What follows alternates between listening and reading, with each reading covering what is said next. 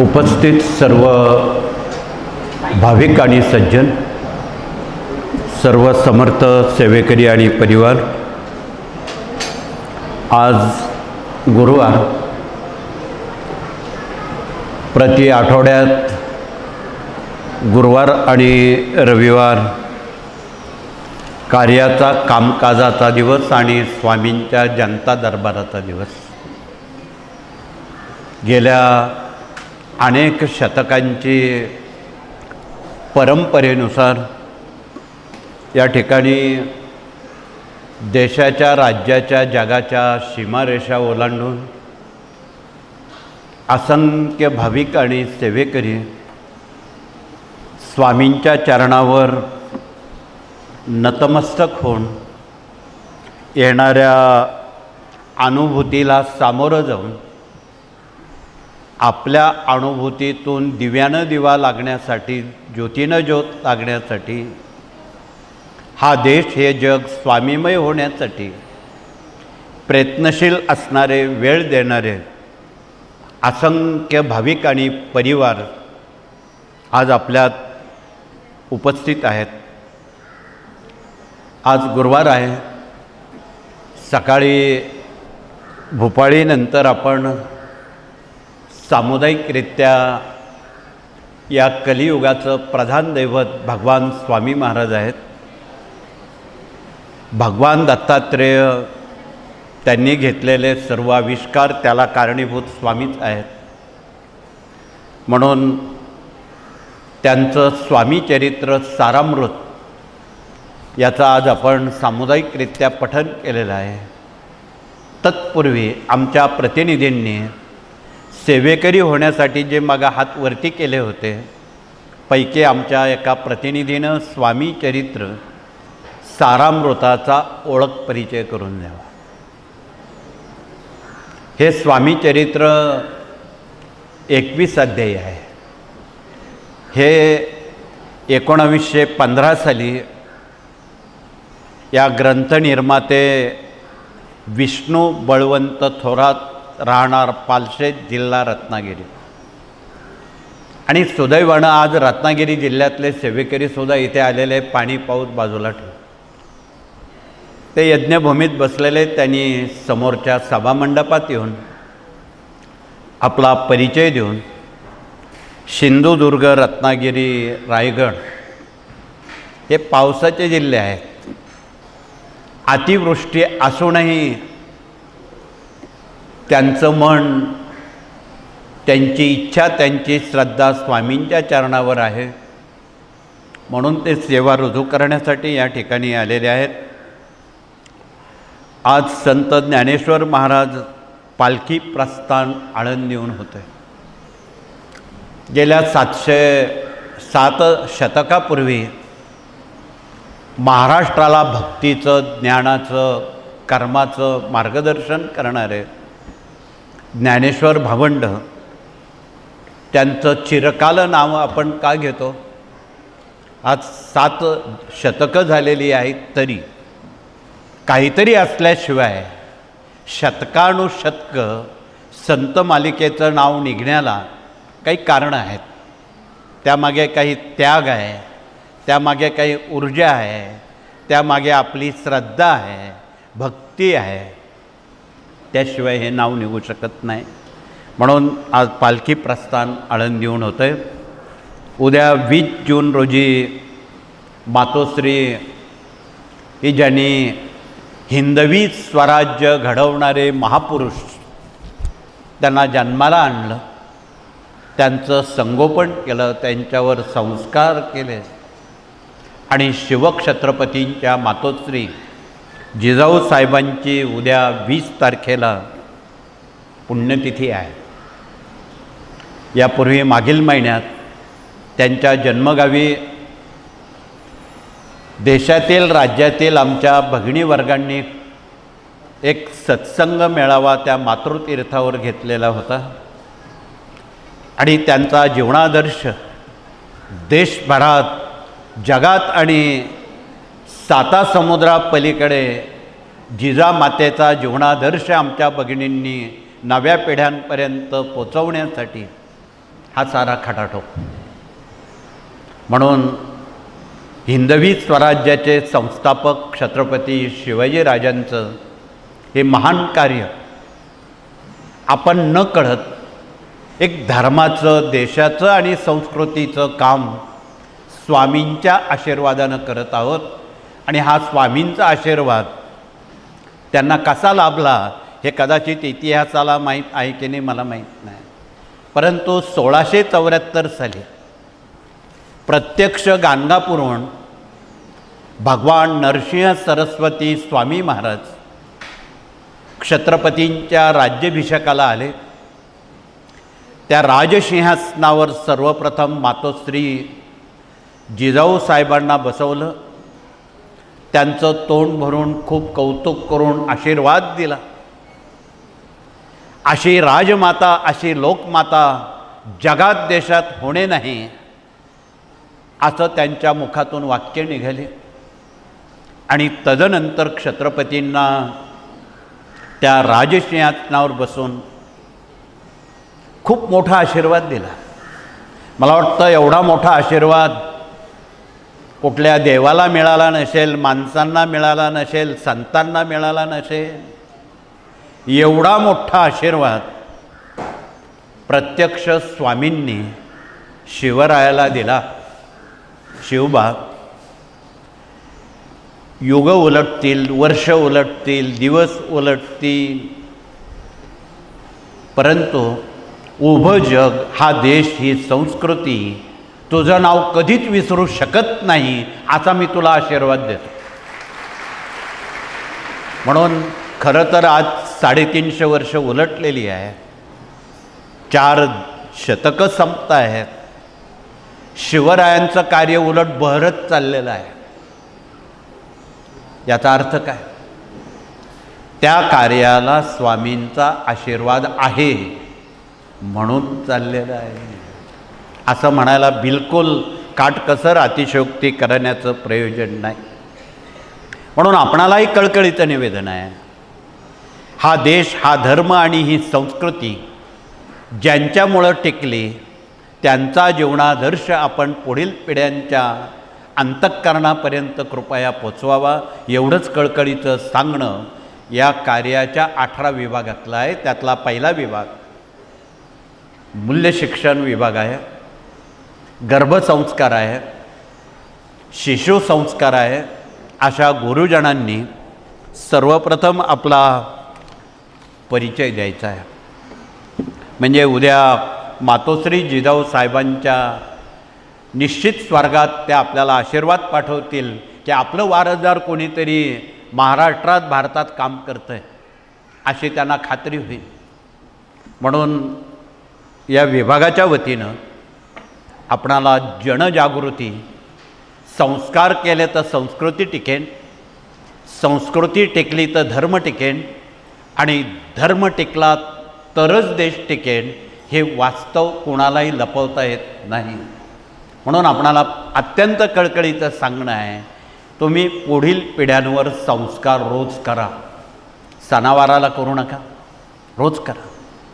तर तुमचं म्हातारपण, तर तुमचं वार्धक्य तुमच्या हातात राहील. अन्यथा या देशात वृद्धाश्रम अजून वाढीस लागते. तुम्हाला नाईलाजानं वृद्धाश्रमात जावं लागेल. ही वेळ जगात, देशात, गावात कुठल्याही पालकांवर येऊ नये असं कळकळीची विनंती आपण स्वामींना करावी. आणि असे पुंडलिक, असे श्रावणबाळ आपण घराघरात घडवावेत तरच संस्कृती टिकेल. केवळ आपल्या समस्या सुटल्या म्हणजे गंगेत घोडं आलं असं म्हणू नका. ही संस्कृती आपणाला टिकवण्याची जबाबदारी या महाराष्ट्रातल्या सर्व आबालवृद्ध माता भगिनींसह सर्वांवर आहे. म्हणून या विभागातून आमचे सेवानिवृत्त शिक्षक, गुरुजन सारे प्रतिनिधी एकवटलेले आहेत. आठवड्यातला काही वेळ शिक्षक, पालक, विद्यार्थ्यांपर्यंत ते पोचत आहेत. विद्यार्थ्यांना कसं शिकवावं, त्यांच्या स्मरणात अभ्यास राहील, कॉपी न करता ते कसे पास होतील, आईवडिलांनी त्यांच्याशी कसं वागावं, शिक्षकांनी त्यांना कसं शिकवावं हे मेळ घालण्याचं काम या विभागानं हाती घेतलेलं आहे. आता शाळा सुरू झालेल्या आहेत, म्हणून हे अत्यंत महत्त्वाचं राष्ट्रीय कार्य आहे. आणि हे राष्ट्रीय कार्य, हे धर्मकार्य, हे देशकार्य जनमानसामध्ये अत्यंत चांगल्या पद्धतीत त्याचा उलगडा करून सांगायचं, ज्यामुळं द्वेष निर्माण होईल, गटतट निर्माण होईल अशी भाषा वापरू नये, हे कळकळीचं आवाहन आहे. म्हणून या विभागाकडे खूप महत्त्वाची जिम्मेदारी आहे.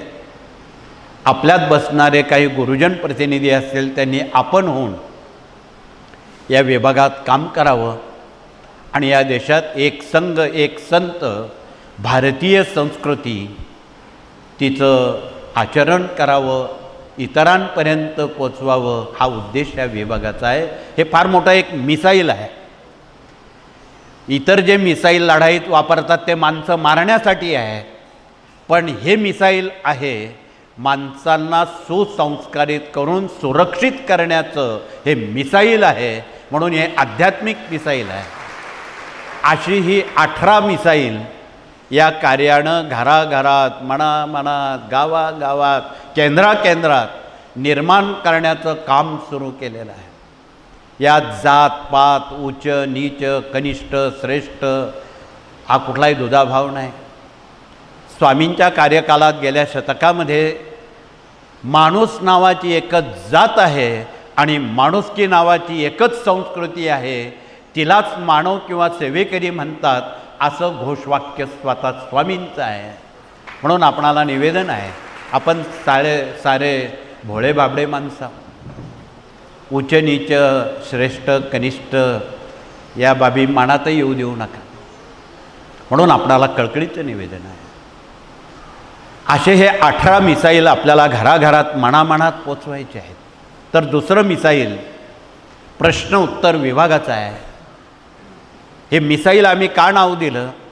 हे खरं मिसाईल आहे, माणसं सांभाळणारं मिसाईल आहे, सुसंस्कारित करण्याचं मिसाईल आहे, त्याला धीर देण्याचं मिसाईल आहे, मनोधैर्य आत्मविश्वास वाढवण्याचं मिसाईल आहे. मग याला मिसाईल का म्हणू नये?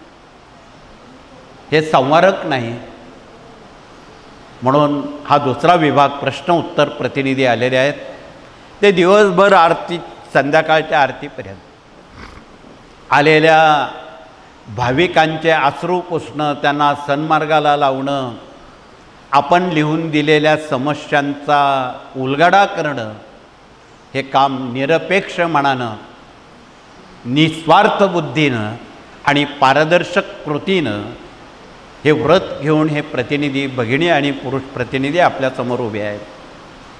आणि हे धर्मकार्य आहे, देशकार्य आहे, समाजकार्य आहे, छत्रपतींचं कार्य आहे. हे थांबता कामा नये. म्हणून कळकळीचं निवेदन आहे की ज्यांना आपल्या समस्या विचारायच्या आहेत त्यांनी आमच्या प्रतिनिधींशी कृपया सुसंवाद साधावा, एवढंच कळकळीचं सांगणं या विभागाचं आहे. पुढचा विभाग विवाह मंडळ आलेला आहे. आज सर्वात अवघड प्रश्न मुलामुलींच्या विवाहाचा आहे. तो ऐरणीवर आहे. त्यातही एक वेळी मुलींचं लग्न करणं सोपं आहे. तुम्हाला थोडं आश्चर्य वाटेल. सर्वात अवघड प्रश्न मुलांच्या विवाहाचा आहे. त्यातही मिळाली सूनबाई चांगली तर ठीक, खट्याळ सूनबाई मिळाली तर काय होईल हे ज्योतिषाने आम्हाला सांगू नये, तुम्हालाही सांगू नये. घराचं घरपण आणि देशाचं देशपण हे राहणार नाही. म्हणून पूर्वापार वडीलधाऱ्यांनी जपलेली भारतीय संस्कृती ही आमच्या माता भगिनींनी आज तगायत जिवंत नव्हे समृद्ध केलेली आहे. म्हणून या देशाला भारत माता उगाच म्हणत नाही. म्हणून आपणाला कळकळीचं निवेदन आहे, हुंडा न घेता, सोनं नाणं न घेता, साखरपुड्यात मुलामुलींची विवाह आपण ऋणानं बंधानं करावी, आईवडिलांना विचारून करावी. आज कॉन्व्हेंटमध्ये शिकणारी तरुण पिढी कुणाला न विचारता कोर्टात नोंदणी विवाह करून मोकळे होतात आणि तेच कोर्ट 6 महिन्यानंतर त्याच कोर्टात त्या जोडप्यांना वादी प्रतिवादी म्हणून उभं राहावं लागतं. विवाहाचे 3:13 वाजलेले आहेत आणि घटस्फोटाचं वाढतं प्रमाण 50% पोचलेलं आहे. ही बाब देशासमोर चिंताजनक आहे. अनेक न्यायपालिकेतले न्यायदेवता आमच्याकडे येतात, हातबल होऊन येतात की आता आम्ही काय करावं. आमच्याकडे यावर उत्तर नाही. परंतु तुम्ही जर गत 50 वर्षापूर्वीचा सिंहावलोकन महाराष्ट्राचं भारताचं केलं, असे घटस्फोट पूर्वी होत होते का? पत्रिका न बघता केवळ ऋणानं बंधानं मुलामुलींची विवाह आमची जुनी माणसं पाहिल्याबरोबर पक्की करायची. कधी घटस्फोट फार कधी माहिती नव्हत्या. आता पत्रिका जमूनही घटस्फोट होता. बदलत्या परिस्थितीला उत्तर देताना यात बदल होणं आवश्यक आहे. म्हणून आपण अत्यंत नम्रपणे मुलामुलींचे विवाह उतावीळपणानं करू नका. वयाची मर्यादा असताना करा, बालविवाह करू नका. कायद्याला धरून अध्यात्म स्वीकारा, असे संदेश विवाह मंडळातून सातत्यानं गाव पातळीवर द्यायचे आहेत. भारतात महाराष्ट्रात जेवढ्या ग्रामपंचायती आहेत, नगरपालिका आहेत, जिल्हा परिषद आहेत, यातल्या सदस्यांनी आपापल्या गावाला विकासाकडे न्यायचं असेल, तंटामुक्त, गुन्हामुक्त, चिंतामुक्त, दुःखमुक्त, ऋणमुक्त करायचं असेल, आमचं एक आवाहन आहे की तुम्ही बिना हुंड्यानं मुलामुलींची विवाह तुमच्या गावात बिना खर्चानं, अल्प खर्चानं करा. हुंडा न घेता करा. हे सामाजिक काम आहे.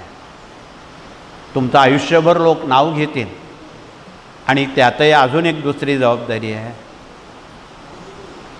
जे आत्महत्या पीडित कुटुंब आहे त्यांच्या मुलामुलींची लग्न कोण करेल? सरकार थोडीच करणार आहे. देशाचं संरक्षण करणारे शहीद जवान त्यांच्या मुलामुलींची लग्न कोण करेल? ती आपल्याला करायची आहे. अनेक श्रीमंत लोक स्वतःच्या मुलामुलींची लग्न थाटामाटात करतात, तेढ निर्माण करतात, स्पर्धा निर्माण करतात, ऋण काढून सण करायला लावतात.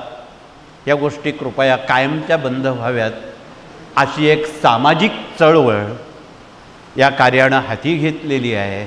म्हणून आपण इथे आलेले नवीन प्रतिनिधी असाल, यात आपण काहीतरी वाटेकरी व्हा की आपल्या हातून समाजकार्य, देशकार्य, स्वामींचं कार्य झालं पाहिजे. केवळ फक्त गुण आला म्हणजे घरी बसायचं असं नाही. आपण कुणाचे देणेदार आहोत. म्हणून आपणाला कळकळीचं निवेदन आहे, आपण 10 कुटुंबियांचं कल्याण करून दाखवा. त्यांना सन्मार्गाला लावा, त्यांना मदत करा. गरिबांच्या मुलामुलींची विवाह करणं म्हणजे एक अश्वमेघ यज्ञ केल्याचं पुण्य तुमच्या खात्यावर जमा होणार आहे. एक लग्न लावणं गरिबाचं एक यज्ञ केल्याचं श्रेय आहे.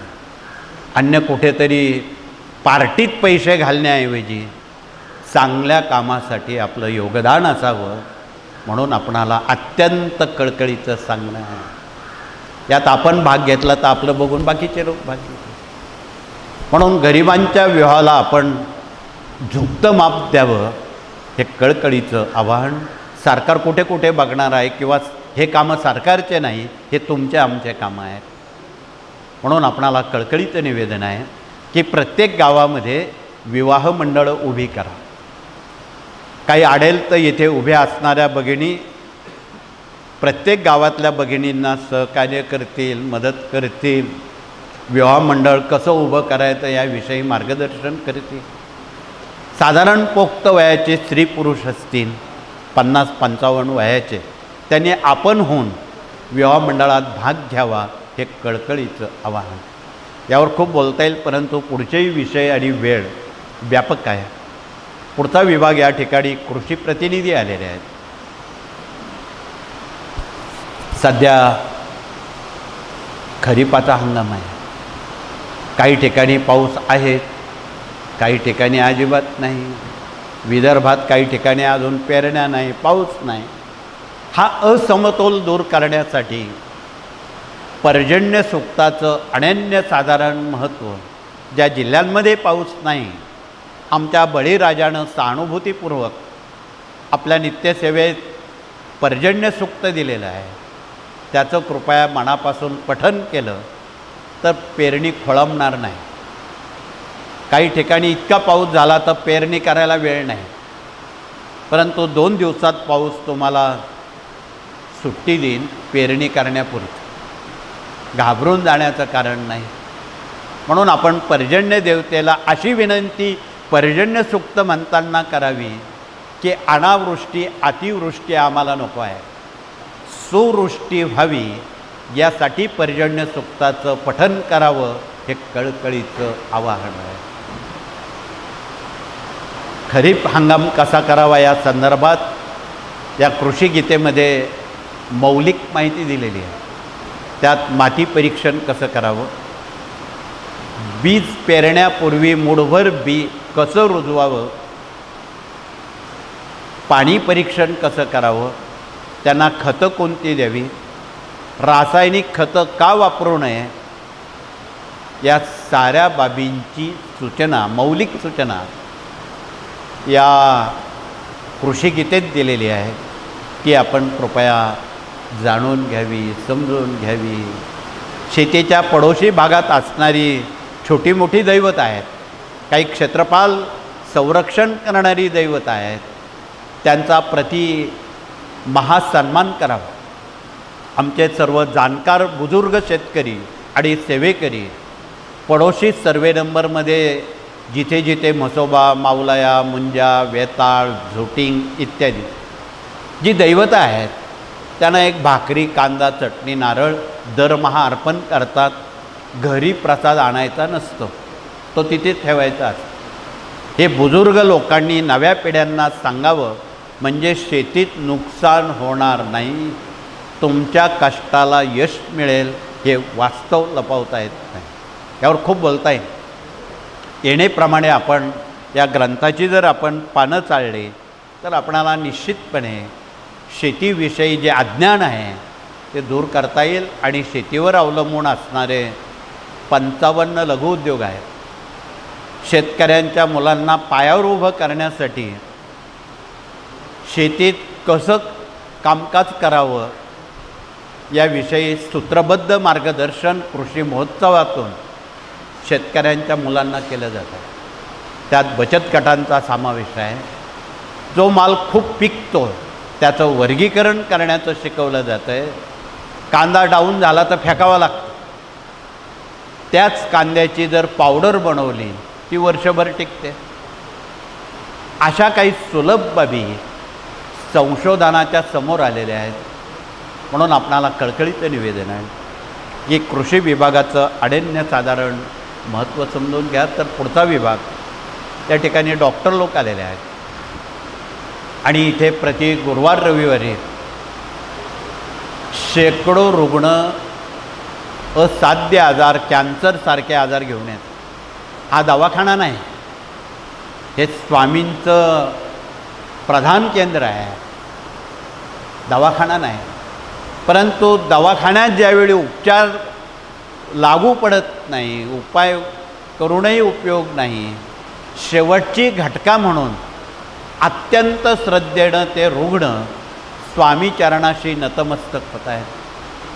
आणि अत्यंत श्रद्धेनं हा दवा ज्यावेळी ते आचरणात आणतात, घेतात, प्राशन करतात, 3 आठवड्यात ते रुग्ण ठणठणीत बरे होतात. गेल्या 2 दशकामध्ये काही लाखावर कॅन्सर बरा होण्याची औषधं इथे उपलब्ध आहे. अर्थात बिना वेदना, बिना शस्त्रक्रिया. फार तर फार ती औषधं कडू तुरट आहेत, डोळे झाकून घ्यावे लागतात एवढंच. बिना केमो, बिना शस्त्रक्रिया, बिना वेदना त्याचा समावेश. ज्यांना आवडेल पटेल त्यांनी घ्यावं, सक्ती नाही, ऐच्छिक भाग आहे. म्हणून इथे डॉक्टर लोक दर गुरुवार रविवारी आपली सेवा मूल्य रुजू करत असतात. गरजूंनी त्याचा लाभ घ्यावा आणि कॅन्सर होऊ नये म्हणून आपल्या प्रश्न उत्तराच्या मागच्या पेपरवर कॅन्सर बरा करण्याची आणि होऊ नये त्यासाठी दक्षता घेतलेली आहे. त्यासाठी आहारात काही पदार्थ वर्ज्य करायचे आहेत. त्यामध्ये उडीद, बाजरी, मका, हिरवी मिरची, वांगी याचा समावेश आहे. म्हणून आपण हे पदार्थ कृपया जर त्याज्य केले तर दवा लागू होईल आणि तो रुग्ण लवकर बरा होईल. आमच्या भगिनींच्या मसाल्याच्या डब्यामध्ये डझनभर औषधं आहे. भगिनींनी त्या मसाल्याच्या डब्याकडे जरा लक्ष दिलं. त्यात हळद आहे, जिरं आहे, मिरं आहे, तेजपान आहे, असे डझनभर औषधं आहे. त्याचा जर वापर आपण स्वयंपाकासाठी केला, आम्ही जाणीवपूर्वक सांगतो तुमच्या घरात एकही सदस्य आजारी पडणार नाही. ही डॉक्टरची भूमिका स्वयंपाक करणाऱ्या भगिनींनी घ्यावी हे कळकळीचं निवेदन आहे. जुन्या आमच्या अनपढ भगिनी स्वयंपाक खूप चांगल्या बनवायच्या. हल्ली नवी पिढी तेवढं समंजसपणानं श्रद्धेनं तिकडे बघत नाही. पायात पायतनं असतात, समोर टी व्ही असतो, हातात मोबाईल असतो. स्वयंपाकाकडचं सारं दुर्लक्ष या वस्तू करतात. त्यामुळं पाकशास्त्राकडे अन्नपूर्णा मातेचा आशीर्वाद मिळण्यासाठी जुन्या भगिनींनी नव्या भगिनींना तत्सम मार्गदर्शन करावं हे कळकळीचं आवाहन आहे. हा आरोग्यशास्त्राचा विभाग आहे, कुटुंबशास्त्राचा विभाग आहे. कुटुंबात आपलं आरोग्य अबाधित राहण्याचा विषय आहे, उगाच कोणाला हिणवण्याचा विषय नाही. हे कळकळीचं निवेदन आहे. म्हणून आरोग्य विभागातून भगिनींनी याकडे लक्ष द्यावं. तर पुढचा विभाग वास्तुतज्ञ प्रतिनिधी इथे आलेले आहेत, त्यांनी आपला परिचय द्यावा.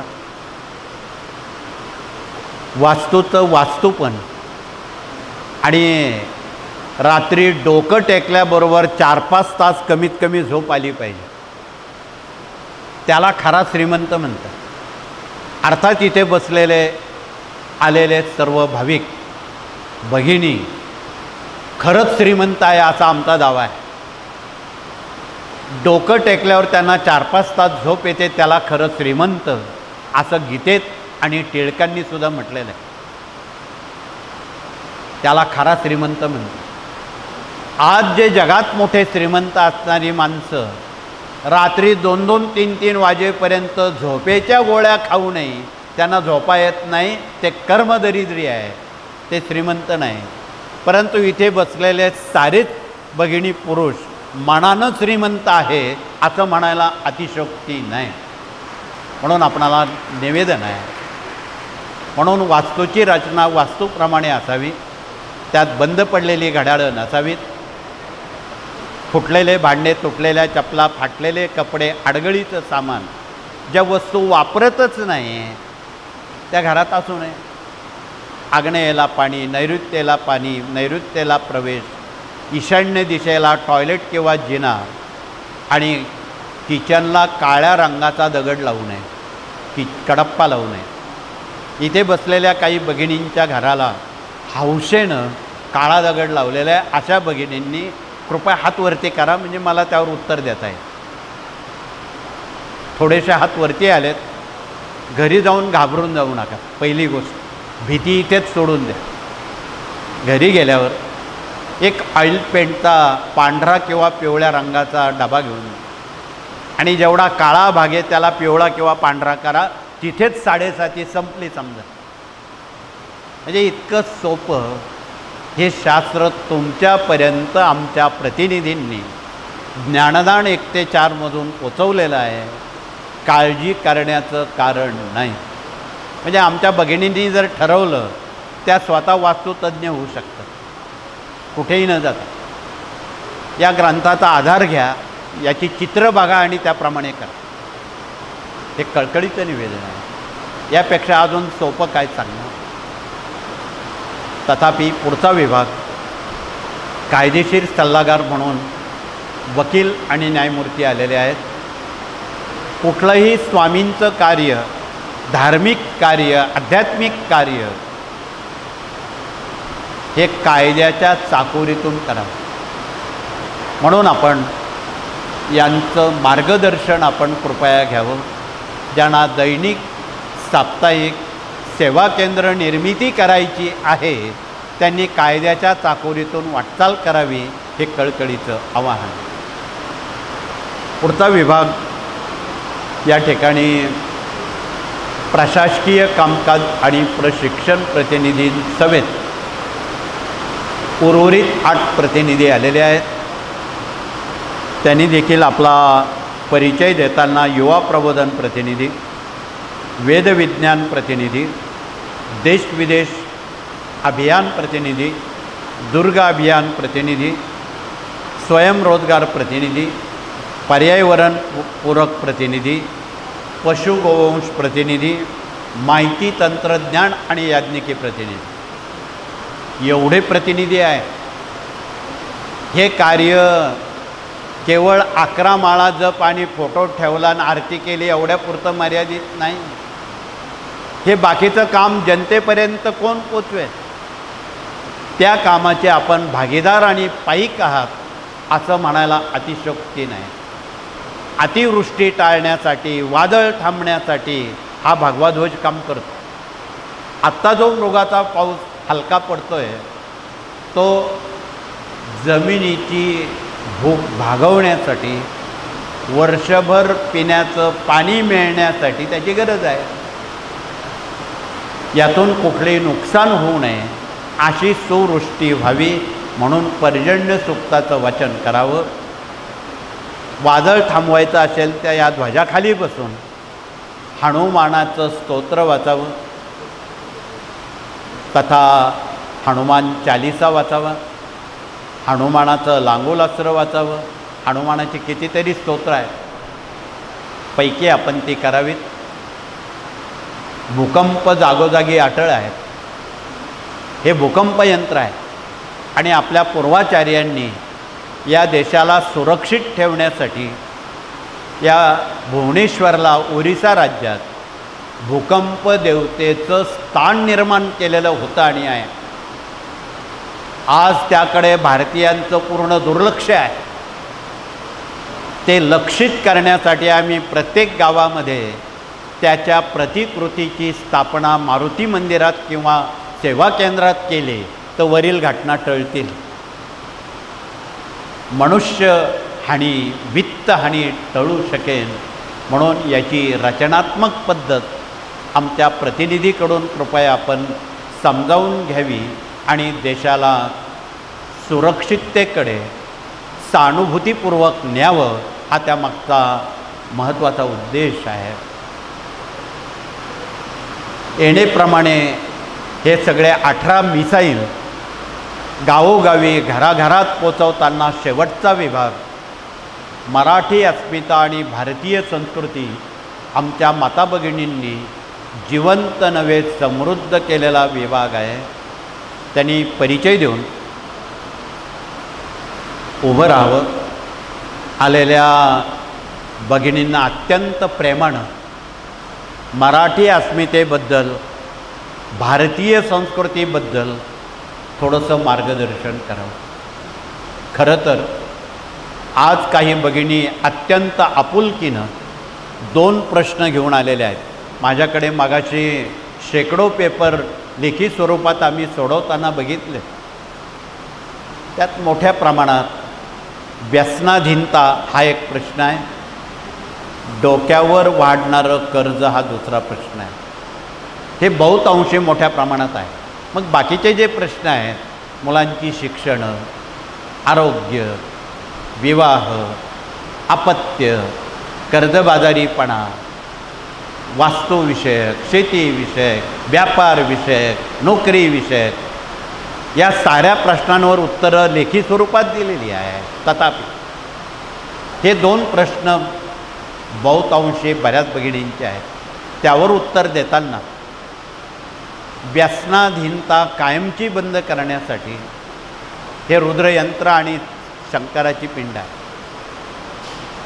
आणि बसलेल्या सर्व भगिनींच्या घरी शंकराची पिंड आहे, दुमत नाही. तिला कसं ओळखावं तुम्ही? म्हणून शेजारी रुद्रयंत्र असू द्यावं, पाण्याचा अभिषेक करावा,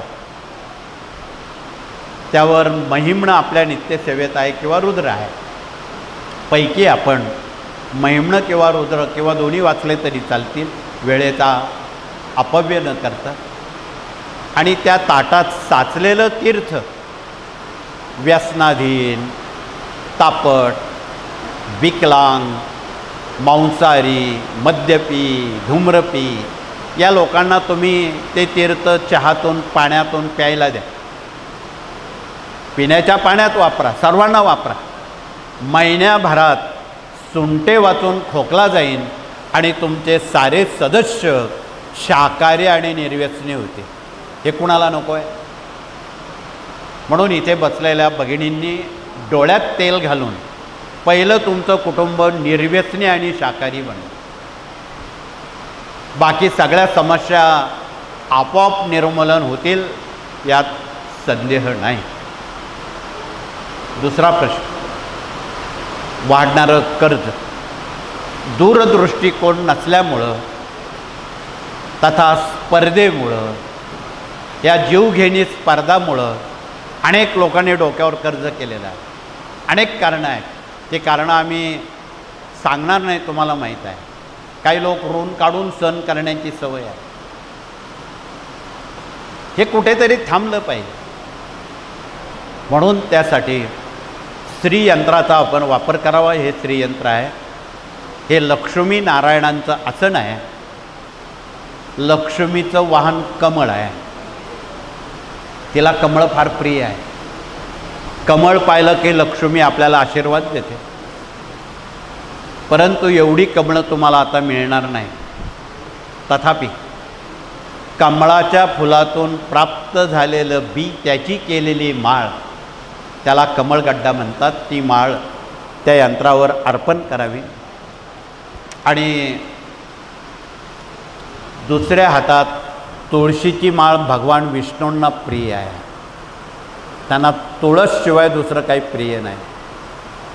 आणि या तुळशीच्या माळेवर आपल्या नित्यसेवेत विष्णू गायत्री, लक्ष्मी गायत्री, कुबेराचा मंत्र, व्यंकटेश स्तोत्र आणि श्रीसुक्ताचं पठन करणाऱ्या भगिनींच्या डोक्यावर कधीही कर्ज राहत नाही. ही उपासना आपण फावल्या वेळेत करावी किंवा रात्री करावी, जेव्हा वेळ मिळेल तेव्हा. तथापि प्रतिपौर्णिमेला आमच्या साऱ्या भगिनी घरचे घरी लक्ष्मी प्राप्तीची उपासना करतात. त्याला सत्यनारायण व्रत म्हणतात. इथे जमलेल्या सेवेकरी असणाऱ्या भगिनी हे सातत्यानं करतात. तथापि ज्या भगिनी प्रतिपौर्णिमेला स्वतः सत्यनारायण करतात, ही मराठी 5 अध्यायाची पोथी वाचतात, वाटीभर शेऱ्याचा प्रसाद करतात, पाटावर 3 सुपाऱ्या मांडतात, त्याला मुठभर गहू मुठभर तांदूळ लागतात. 50 किलो 100 किलो लागत नाही, तेवढं आपल्या घरात आहे. आणि अशा पद्धतीत सत्यनारायण ज्या भगिनी प्रतिपौर्णिमेला करतात, कृपया त्यांनी हात वरती करावे. जवळपास 50% हात वरती आहेत, 50% भगिनी नव्या आहेत. आता त्यांना कोण सांगेल? तुम्हालाच सांगावं लागेल. तुम्ही जर 10 भगिनींना सांगितलं, त्या 10 भगिनींचं पुण्य तुमच्या खात्यावर जमा. भला करो भला होगा. आपण लोकांना चांगलं सांगितलं तर स्वामी आपलं भलं करतील. म्हणून लोकांना सांगत जावं. याला ग्राम अभियान म्हणतात. म्हणून हा ग्राम अभियानाचा कानमंत्र स्वामींनी साऱ्या भाविकांना दिलेला आहे. भिवू नकोस, मी तुझ्या पाठीची आहे, तू लढ, असा संदेश स्वामींनी दिलेला आहे. मग तुम्ही संकोचपणानं मागे का राहता? म्हणून तुम्ही इतरांना सांगा, पटेल दिया उसका भला न दिया उसका भी भला, हम तो फकीर है, ही कबीराची वाडी आहे. म्हणून येणेप्रमाणे जर आपण या सर्व बाबी भगिनींना सांगितल्या, पुरुषांना सांगितल्या, लोक सन्मार्गाला लागतील, गुन्हेगारी थांबेल. देशामध्ये आज अनेक प्रकारचे गुन्हे रोज घडत आहेत, अपघात घडत आहेत, रोज वाईट बातम्या ऐकायला येत आहेत. परंतु आज तागायत 80 वर्षात एकही सेवेकऱ्यांचा, नियम पाळणाऱ्यांचा अपघात झालेला नाही किंवा कुठलंही नुकसान झालेलं नाही, त्याची हमी स्वामी घेतात. म्हणून मगाशी हात तुम्ही वरती केले, आम्हाला सेवेकरी व्हायचं आहे. जेणे ईश्वर मात्रा घ्यावी त्याने पथ्य सांभाळावी. एवढं जर आपण कानमंत्र ऐकला तर तुमचं जीवन निश्चितपणे सुखी, समृद्धी, सुरक्षित झाल्याशिवाय राहणार नाही. तथापि आज पोलिसही बोलायला लागलेत की महिला सुरक्षित नाही. अनेक लोक बोलतात, वृत्तपत्र बोलतात, आम्ही सांगतो महिला सुरक्षित आहेत. जिजामातेचा त्यांनी आदर्श घ्यावा, हातात 2-2 काचेची कंकणं घालावी. जिजामातोश्रींनी फार मोठं मिसाईल भगिनींना मनशांतीसाठी, सुरक्षेसाठी, संस्कृती टिकवण्यासाठी सप्तशती ग्रंथात 11 अलंकार दिलेले आहेत. त्यात कंकण नावाचं एक आयुध आहे, ते फार मोठं मिसाईल आहे. तुम्हाला त्याची कल्पना आहे की नाही मला माहीत नाही, पण अनादी कालापासून ग्रामीण भागात भगिनी कधी कधी भांडतात बघा. कधीतरी भांड्याला भांडं लागतं. भांडण्यापूर्वी महिला काय करतात, करकचून ती कंकणं मागे घेतात. जशी जशी कंकणं मागे घेतात तसं तसं त्या देहामध्ये आदिमाया शक्तीची ऊर्जा निर्माण होते. भांडण्यासाठी नको, चांगलं काम करण्यासाठी, संरक्षण होण्यासाठी. आणि कॉन्व्हेंटमध्ये उद्या शिकलेले म्हणवणारी जी नवी पिढी आहे त्यांना तुम्ही काचेच्या 2-2 कंकणं घालून बघा. त्यांच्यात एक वेगळी दैवी शक्ती, विज्ञानातून बोलायचं झालं तर ऊर्जा शक्ती त्या देहामध्ये प्राप्त होईल. समोर वर डोळा करून कोणाची हिंमत होणार नाही आणि महिलांचं सुरक्षित राहतील एवढं आशीर्वाद जिजाऊ मातेनं तुम्हाला दिलेला आहे. त्याचा वापर करा. हे कळकळीचं निवेदन आहे. सर्व डॉक्टर लोकांना सांगा, नास्तिक लोकांना सांगा की या आयुधामध्ये, या मिसाईलमध्ये काय ताकद आहे. बऱ्याच वेळा भगिनी स्वयंपाक करताना कंकणं मागे पुढे घेतात. त्या मनगटामध्ये विज्ञानातून बोलायचं झालं तर 3 बटणं आहेत. कफ नाडी, वात नाडी, पित्त नाडी. ज्यावेळी ती कंकणं मागे पुढे घेतात त्या मिनिटाला थकवा नष्ट होतो, आत्मविश्वास वाढतो. म्हणून कंकणं घालायची असते. हे शास्त्रीय कारण, वैज्ञानिक कारण नव्या पिढ्यांना तुम्ही सांगा तर त्यांना कळेल. हे कळकळीचं निवेदन आहे. अधिक वेळ मी घेणार नाही. आपण गेले काही तास या पुण्यभूमीत प्रचंड श्रद्धेनं इथे बसलात. आम्हाला खात्री आहे महाराजांचा आशीर्वाद तुम्ही तुमच्या घरपोच घेऊन जाल. 3 अध्याय 11 माळा जर पंचमहायज्ञ केल्यानं काय होतं हे तुम्ही घरी गेल्याबरोबर तुम्हाला समजेल. तथापि तुम्ही इथे जी काही तोडकी मोडकी सेवा केलेली आहे, घरी जाईपर्यंत तुमचे कामं मार्गी लागतील असा आमचा कयास आहे. म्हणून आपण सेवेकरी व्हा. दरमहा 10 सेवेकरी जोडा. हा संदेश घेऊन आपण दिव्यानं दिवा, ज्योतीनं ज्योत लावावी एवढंच कळकळीचं सांगून पुरुष प्रतिनिधींनी गुरुवार उपोषण करावं, संध्याकाळी सोडावं. भगिनींनी मंगळ किंवा शुक्रवार भगवतीचे उपवास करावेत, कुलधर्म कुलाचार करावेत.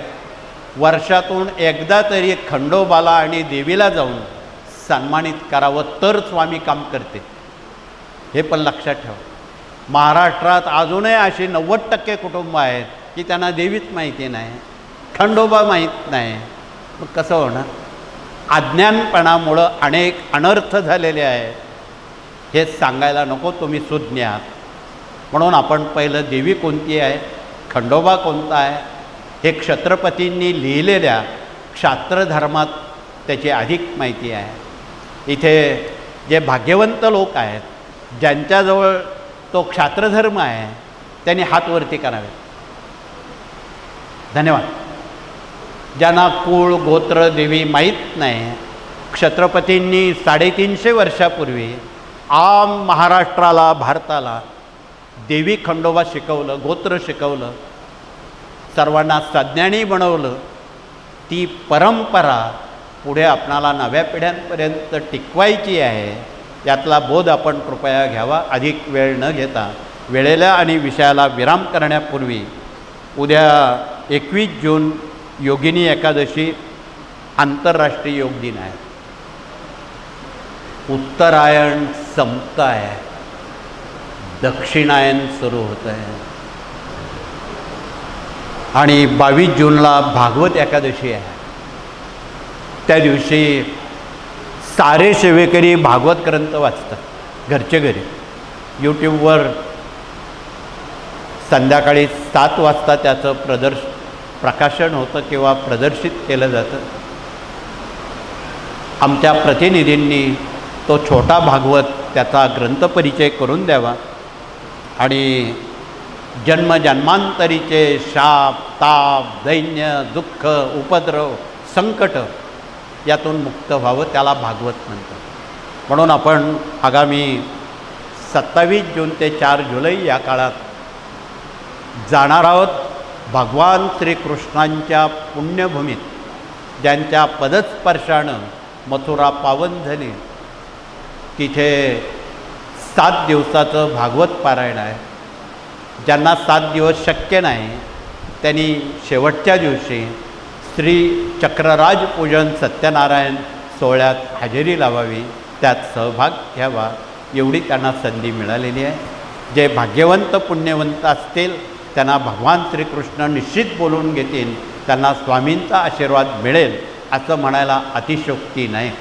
म्हणून आपण या सर्व बाबी आमच्या प्रतिनिधींकडून सहानुभूतीपूर्वक समजून घ्याव्यात, एवढंच सांगून पुन्हा एकदा आपणा सर्वांना मनापासून अंतःकरणपूर्वक शुभेच्छा आणि धन्यवाद देऊन आपण हात जोडून सामुदायिक प्रार्थना म्हणून, प्रार्थनेनंतर सर्वप्रथम पहिला मान भगिनींना दिला जातो. कारण भारतीय संस्कृती आमच्या माता भगिनींनी जिवंत आणि समृद्ध केलेली आहे. म्हणून या देशाला भारत माता म्हणतात. अमेरिका माता म्हणत नाही, चीन माता म्हणत नाही, जपान माता म्हणत नाही, जर्मन माता कोणी म्हणत नाही. भारतालाच का म्हणतात? त्याला कारण आमच्या माता भगिनी आहेत. म्हणून भारत मातेचं असामान्य महत्त्व नव्या पिढ्यांना आपण सांगण्यासाठी हा सर्व खटाटोप, केलेली सेवा स्वामींच्या चरणावर आपण रुजू करू, हात जोडून प्रार्थना करू आणि सर्वप्रथम नंबर 1च्या गेटनं भगिनी मौनानं औदुंबर यज्ञशाळा समाधी मठाला केवळ वळसा घालतील, दरबारात उभं राहून स्वामींना प्रार्थना हात जोडतील, जागेवर बसतील. पाठोपाठ पुरुषवर्ग त्याचं नंबर 2च्या गेटनं आगमन होईल आणि पुढील मार्गदर्शन आमचे प्रतिनिधी आपणाशी संबोधित करतील. आज दिवसभरात बहुविध उपक्रम, ऐच्छिक काही ज्यांना प्रश्न विचारायचे नाही त्यांना यज्ञभूमीत स्वायत्तता दिलेली आहे. जे निरपेक्ष कृतीनं यज्ञभूमीत प्रश्न न विचारता सेवा रुजू करतील, घरी जाईपर्यंत स्वामी त्यांचं काम करतात, असा 50 वर्षाचा अनुभव आहे. म्हणून ऐच्छिक कृतीनुसार आपण यात सहभाग घ्यावा, एवढंच कळकळीचं सांगून आपण प्रार्थना करू आणि हे सत्र या ठिकाणी थांबू. श्री स्वामी समर्थ.